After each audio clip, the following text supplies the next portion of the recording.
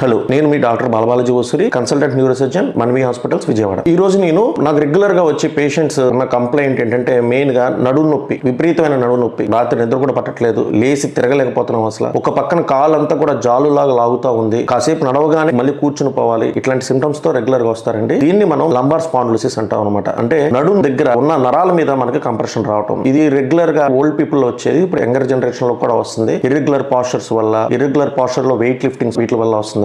ఇది మెయిన్ గా రీజన్ ఏంటంటే మనకి పైనుంచి కింద వరకు పూసల మాదిరి ఉంటుందండి. పూసకి మధ్యలో మెత్తని కండలాగా ఉంటుంది. దాన్ని ఇంటర్వర్టిబ్రల్ డిస్క్ అంటారు అనమాట. సో చాలా మందికి ఏమవుతుందంటే ఇప్పుడు మనకి ఏజ్ ప్రోగ్రెస్ అయ్యే కొద్ది మనకి ఈ స్పైన్ అనేది కూడా డీజనరేట్ అవుతూ ఉంటుంది అనమాట. సో అలా డీజనరేట్ అయినప్పుడు ఆ వెన్నుపూస జాయింట్లో కొంచెం అరుగుదల ఎక్కువగా వచ్చి ఈ జాయింట్ల మధ్యలో నుంచి మనకి నరాలు ఏదైతే కాలుకి సప్లై అవుతుందో ఆ నరాలని మీద ఒత్తిడి రావటము, ఒక్కొక్కసారి ఈ పూసకి మధ్యలో ఉన్న కండ జారి ఒక పక్కన కాలుకి గట్టిగా పట్టుకోవటం వల్ల ఒక పక్కన కాలు జాలు లాగా రావటము, దాన్ని సయాటికా పెయిన్ అంటాం. ఇట్లాంటి ప్రాబ్లమ్స్ అన్ని కూడా జరుగుతూ ఉంటాయి అనమాట. పూర్వం ఏంటంటే ఈ నడుము నొప్పి ఉన్నప్పుడు దీనికి ఆపరేషన్ చేయించుకుంటే బెడ్ రిడన్ అవుతారని చెప్పేసి చాలా మందికి ఫాల్స్ బిలీఫ్ ఉండేది. అట్లాంటిది ఏం లేదండి. ఇప్పుడు రీసెంట్ గా వచ్చిన మినిమల్లీ ఇన్వేజివ్ స్పైన్ సర్జరీస్ అంటే మైక్రోస్కోపిక్ డిస్కెక్టమీ కానీ ఫొరామినోస్కోపిక్ డిస్కెక్టమీ కానీ వీటిలన్నిటి వల్ల మనం RF లీజనింగ్స్ కూడా వచ్చేసినాయి ఈ మధ్య. So minimally invasive spine procedures వల్ల మనకి 99% ఏ ప్రాబ్లం లేకుండా పేషెంట్ ని మనం ట్రీట్ చేయగలమండి. సో సర్జరీ తర్వాత కూడా మనం తీసుకోవాల్సిన ప్రికాషన్స్ ఏంటనేది కూడా నేను ఒక వీడియోలో చెప్పాను. ఆ లింక్ అనేది కింద డిస్క్రిప్షన్ లో పెడతాను. సో